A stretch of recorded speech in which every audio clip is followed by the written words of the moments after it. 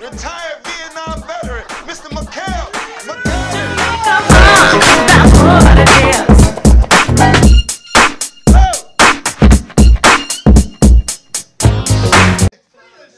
Hey, you shot? Yeah. When I was asked to be back on the show by your producers, I just had to go all the way. I was so thrilled. So this is all for the show. You know, your audience is wonderful, and your staff is wonderful, and I've been treated so kind here. Every time, I come here, I'm just treated so wonderful. Well, man, we glad that you decided to come back, at our request, man. We really appreciate it, man. You last time you were here, you said some pretty pertinent things, important things. We had a great response from it, and so we want to revisit some of those same things, to, enlighten and wake people up, like we were just talking before the show came on about all those, unfortunate acts, mass shootings and things like that going on around the country. What in your mind, why do you think these things are starting to happen more frequent now? Well, I think like somebody said before, it's the rooster coming home to roost because,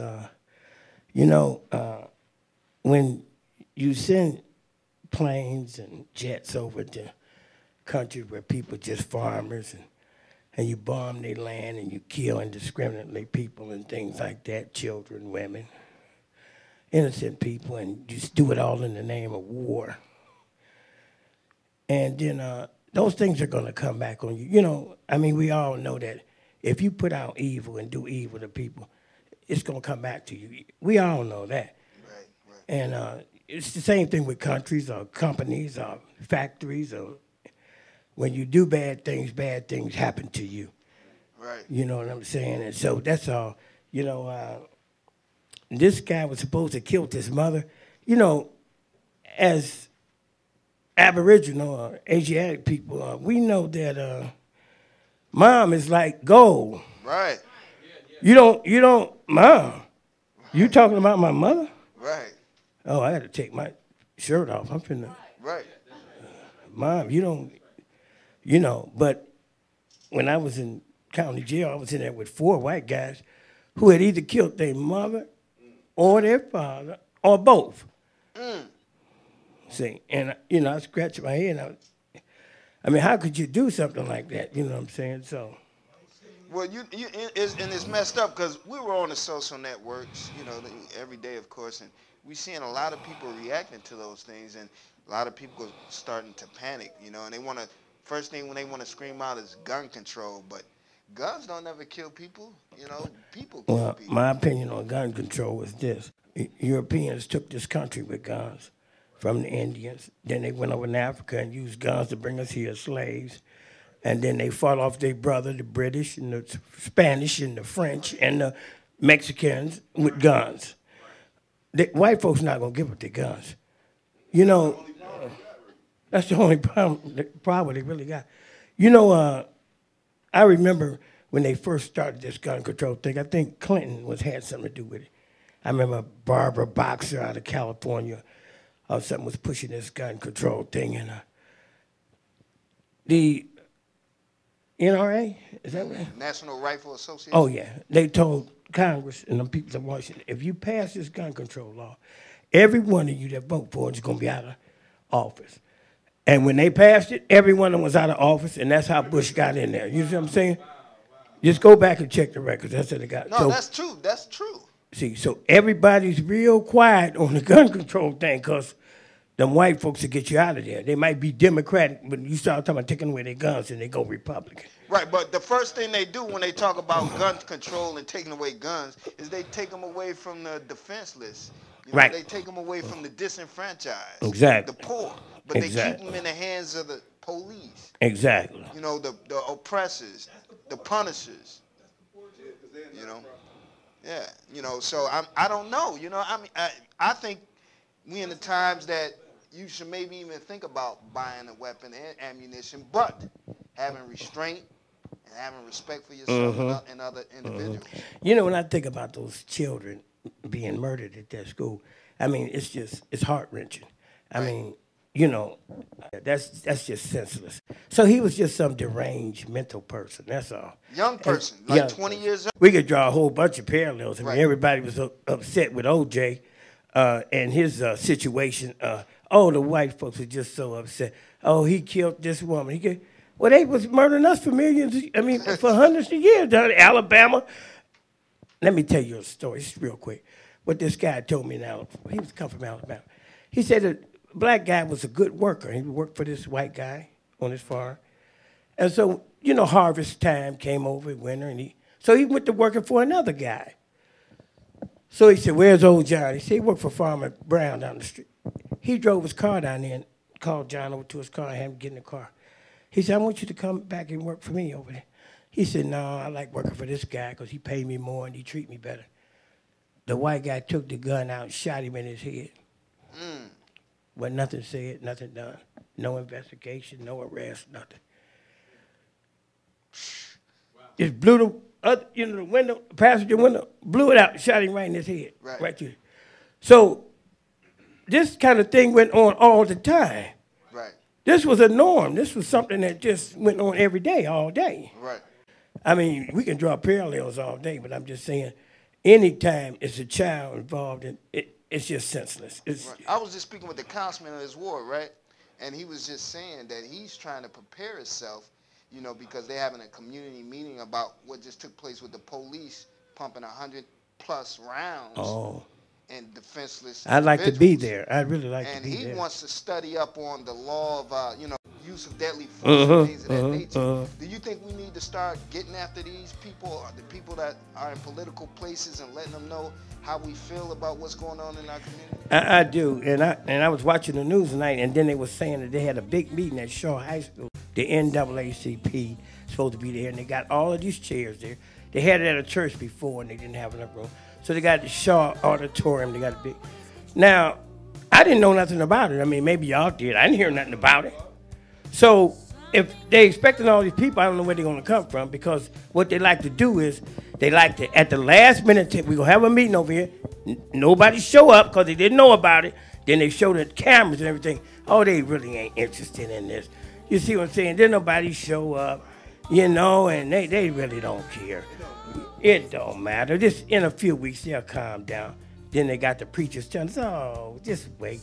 Oh, the Lord will take care of it. Just calm down. And you're just, no stranger to organizing, and, you know, you were once in the military, like I said. You were also once in a gang, like you said. You know, what are some of the things we could do as a community to police ourselves so where we don't go into a stupor or a panic, and actually have those people in power bring in the National Guard that's going to adversely affect how we live freely out here in the community? That's a very good question. I wish I was qualified to answer that question. The only thing I can see is that, you know, we've tried several times to organize and things like that there. We've like got the Black people. Panthers, the GDs, all Yes, these things? yes. You know, when I was in the Panthers, what I noticed most was that the brothers there was a certain class of brothers that was attracted to that. Those brothers were very wanted to have things change right now. They were serious.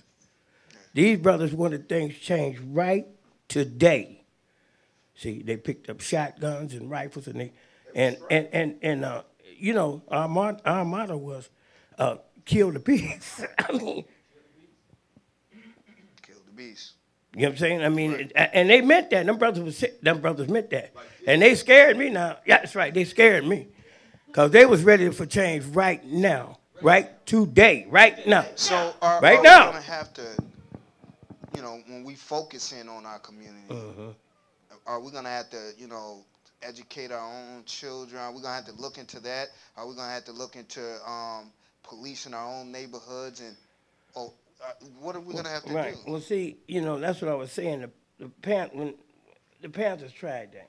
Right. You know what I'm saying? And what they did was they infiltrated us with stool pigeons and Uncle Toms and police informants. And then what they did was the brothers actually hadn't committed any crime, but they could set it up as though. COINTELPRO. bring drugs in, like in here, put them over there. You know what I'm saying? Come in here, close it down. Right. Right. See, so, and they serious. See, the people downtown are serious. Right. They watch every move. You think they don't know what we doing right now? What we talking about? No, right. They hear every word we saying. Right. We probably got a stool pigeon in there right now. You go back and tell him. He get on the phone as soon as he leave here. Tell everybody was at the meeting. Exactly. Yep. And everything we said. Believe me. Right. You know what I'm saying? I remember I was going to a meeting one time and the police stopped me and they said, "What are you doing?" I said, "We're going in this building right to this meeting." They said, "Don't go in there." And I said, "What do you mean? Those brothers in that ain't right." And I said, "What do you mean? Stay with us." This way we said, They ain't teaching right in there. White police. And I had heard brothers tell me this before the day, and it was funny to me because I heard brothers tell you the same story. The same story. Yeah, they had the been same. approached like that. Right. And the reality of it, they're really serious. They don't want us to organize. They're serious. They're serious. They don't want it. Do you think the media sensationalize these events so we can reenact them? Copycat shootings, copycat murders. Right. Just like what we talking about right now. I wanted to clear this out. I'm so glad y'all gave me an opportunity. Your producers gave me an opportunity. I wanted to clear some things up I said last week. You know what I'm saying? Yeah. See, last week when I was speaking, I didn't want anybody to go away or take away from, I was saying something racist. I'm not saying nothing racist. See, they tried to turn the Rodney King into a race thing. But then when they showed the film, it was white folks out there tearing up stuff too. It was more white people out there tearing up stuff. See, the shooting that happened over there is a racist shooting. But it's not racist on our part. It's racist on the police department's part. You understand what I'm saying? Right. You talking about the incident where they pumped 100+ bullets in those? Yes. They got people in there, Nazis and hate group peoples in there. Right. In police uniform that come down here and kill us. Right. And then they try to turn it into a race thing. See, in other words, if some criminal is stopped by a police one evening and he happens to be black and he kills a policeman, you and I didn't have nothing to do with it. The people in this room had nothing to do with that. Right. That was a criminal. I just wanted to ask you a question. Yes, sir.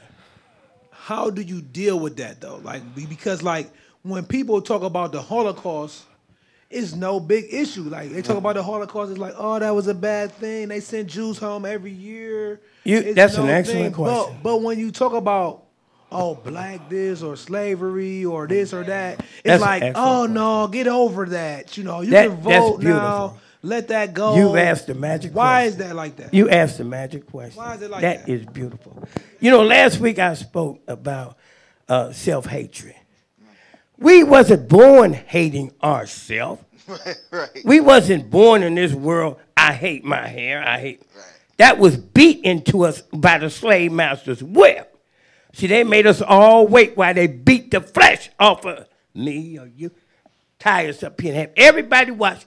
If you ever seen a whipping like that with a bull whip, the flesh come off. You see the naked white meat, blood popping everywhere. It's horrible. It's horrific. You leave here and won't say a word. You be quiet for a month after seeing something like that. Well, you will hate your black skin.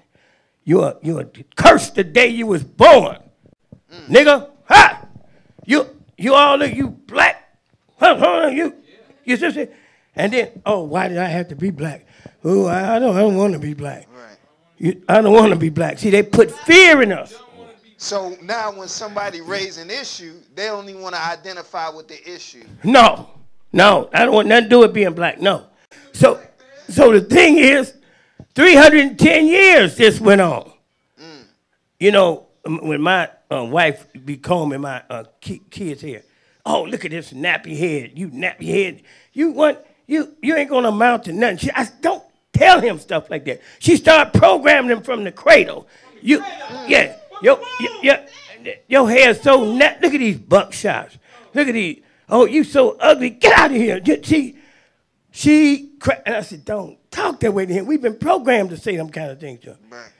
We need to build a monument. Hold on, stop right there for a second. That's interesting because now if there's no male in the house to interject and intercede, then you see the end result. Exactly. That's a perfect point. Is that a phenomenon going on right now? Is it because it's seeming like the males are more feminine and the females are more masculine? Right. Okay. Well, this is by design.